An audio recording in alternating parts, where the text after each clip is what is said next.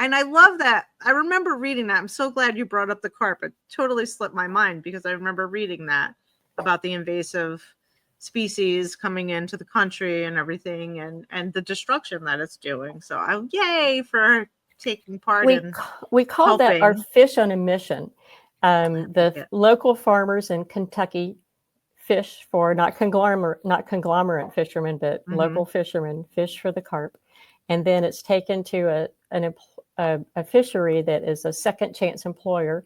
So they all of the employees there have been incarcerated, and then it's made into treats in a small family-owned facility, manufacturing plant, and then it's packed by before COVID, it was packed by intellectually challenged adults that we were teaching job skills to. Yeah. COVID changed all that, and that facility closed its doors with everything else. And then after COVID, they decided not to renew that certification. So we're looking for another entity in our area to pick that up.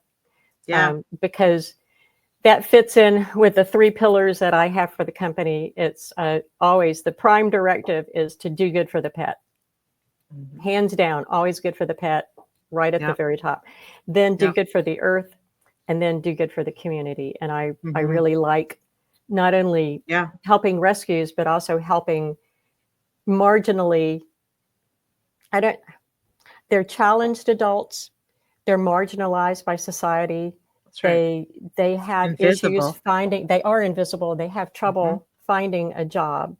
And this teaches them skills so that if they don't want to do this forever in a sheltered workshop, then they can go out because they do have some skills that they can utilize in a warehouse or somewhere else. Yeah, it's amazing. It's really great to do because of the invisibility and just the difficulty of people finding jobs who are, from that community, and even from people who are incarcerated. It's like, okay, what are we going to do? Let's help people. So I love that. I love that you're doing that. That's amazing. I hope you find another organization that will, we're working on it with you guys. Yeah, maybe like an ASD organization or something like that would be amazing. We're because working on it. The skill level is amazing. So why the hell not? Well, it's not. It's very repetitive work. It's truly not rocket science, and it can be fairly boring, but it beats the hell out of just being babysat all day.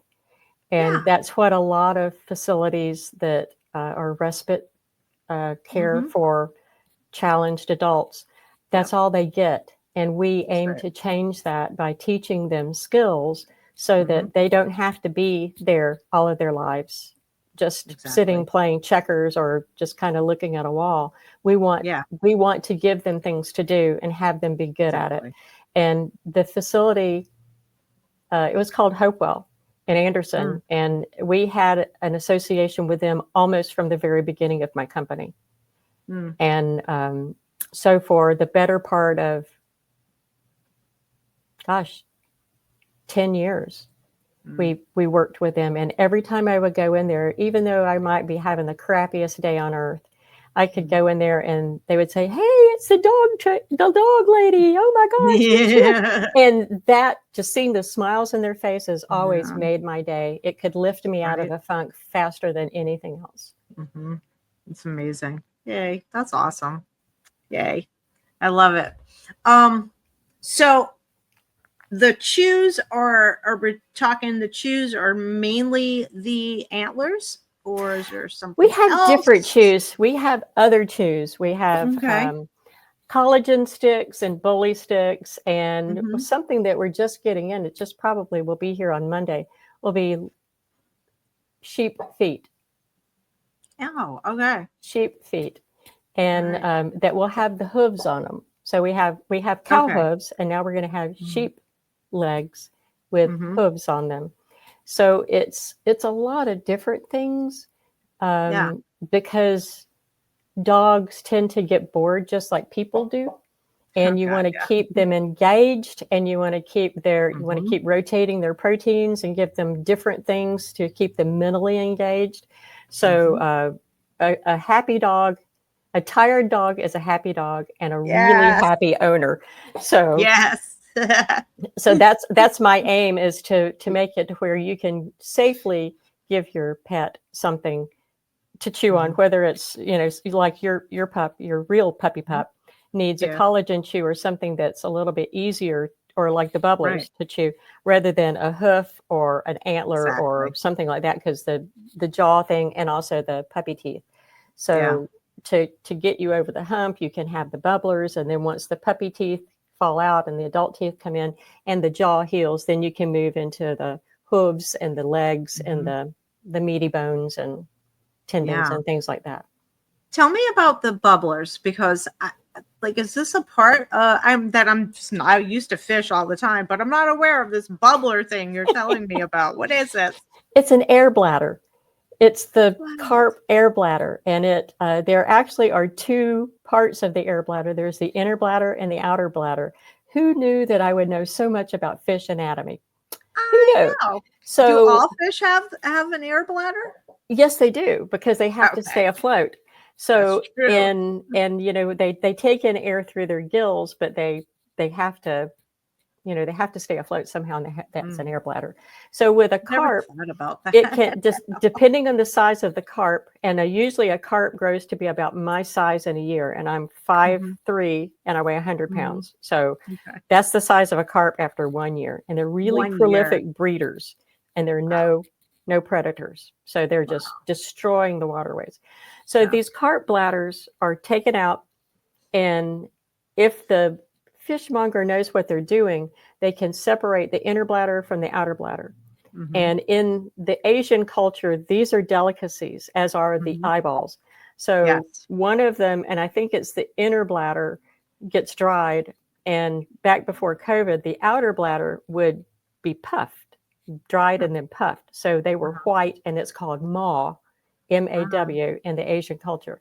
And each one of those has its own benefits, but they are both have more omega-3s than salmon does. And they are, depending on the size of the fish, they could be anywhere from like that big to the size of my hand. And then the maw could be huge because it would be puffed up. And they're wonderful. In fact, that was Scout's last treat that he ate before he passed away, before we sent him on his way. And it took him, he was so sick, but it took him probably 30 or 45 minutes to eat that bladder. And he enjoyed every fucking second of it. And awesome. I just thoroughly enjoyed watching him, because it was like the best send-off ever. It was even better than giving him chocolate or a hamburger, because we had tried that with the hamburger, but not with the chocolate. And he didn't want it. So that was Sam. You have to look on the website, because the bubblers are there. I totally am. I'm gonna put all the contacts for you and everything for sure. And I'm gonna have you tell the people where, because I totally want to go on there. I wanna also, like, I don't know, do I need to do anything specific for his healing of his bone? You know, I'm thinking all these things as having this little guy. But yeah, I'm fast. I want to see these air bubblers. They are awesome. They're really awesome. I love it. And we'll put a code on the site too for everybody that's listening. The code will be bubblers. And so that's just, it's not going to be case sensitive. So you can type it in caps, you can type it in all in lowercase, it doesn't matter. And we'll give you 10% off your order. So if somebody wanted to order tonight when they're in their jammies, or first thing in the morning, or, you know, during the night because you're not asleep. And you're just thinking about dog treats. It's like, I gotta have some bubblers. That's what I do. Yeah, I think about everything when I wake up in the middle of the night. So why not bubblers? All of July, all of June, and then half of August. Everything out and stuff. And the website, everything, of course.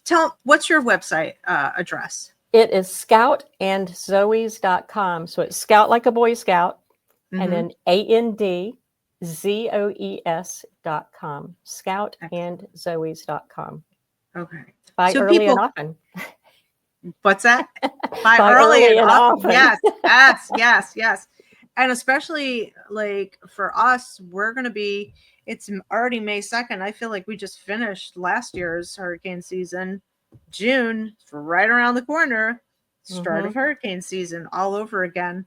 So, it's definitely for something for people to think about. And again, throughout the country, we're having all these natural disasters.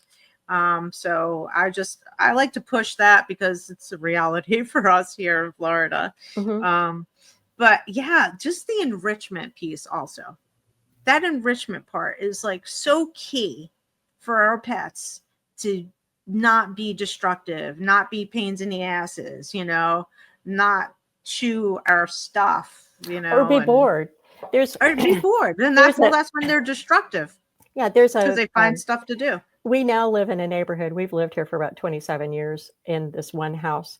But these folks who live behind us have this beautiful German Shepherd, and they never interact with him. He spends all the time outside, even at night in really frigid weather, and he circles trees. And I noticed yesterday that when he gets bored, he started chasing his tail and trying to attack the tail. And then instead of circling trees, he's just circling with his tail in the yard, and it's complete boredom because he has zero interaction with anybody during the day at all. No other dogs, unless the dog next to them runs up and down their fence, or our dogs go down and bark at him. And I take him treats at Christmas time and at Valentine's Day. I really try to get them to engage with him, and it just breaks my heart. It's like, why do people have a pup or any kind of a pet if you're not going to pay any attention to it? What's the point? Yeah. So for me, I mean, I know my dogs bark a lot. They just do. But they're dogs. They're dogs, and they're all hunters, serious hunters. So I do try. I spend a lot of time in the yard with them, and I keep them from being nuisances for the most part. But by keeping them engaged, whether it's playing with a jolly ball out in the yard or throwing a stick or whatever game that we have, or giving them raw meaty bones. But there's something in the yard to occupy them beyond me, so that they have something to not make them horrible citizens of our neighborhood. That's right. Because it does cause stress, OCD, different behavioral problems, separation anxiety. We have all these behavioral issues that people like me see clients for, or if they're more serious veterinary behaviorists are seeing. And it's like, we can cut all this shit out if you guys would just do stuff when they're babies. Right now, like this guy, this is his critical period of socialization that's happening right now. And if we don't do what we need to do, we're going to have a fucking nightmare dog on our hand. And he's going to be, 2 years old. And that's the dog that winds up back in the shelter because somebody screwed up. That doesn't mean the shelter dog is screwed up that you can't fix it. I'm like, no, you can totally fix that and change it. It's just do it now. There were a lot of dogs that were taken in during COVID that were not socialized because they couldn't be. But that didn't mean that you couldn't walk them or get them out to outside and have some fresh air. That's right. If you don't seek a trainer, which I certainly suggest that you do when you have issues, you should at least engage with your dog, because 100%. If you don't, they don't know. I mean, your puppy right now is just like a little tiny baby. That you need to show the rules, you need to give them boundaries. They're going to test them, but they have to be shown what's expected of them. And once they do, they're pretty responsive. My dogs know, Jake and Lucy and Ziva now, especially Ziva had back surgery 3 weeks ago. And so she hasn't been able to come to the office with me because she couldn't get up in the car. So when I leave for the day and then come home at lunch, when I leave, everybody, I go, kennel up.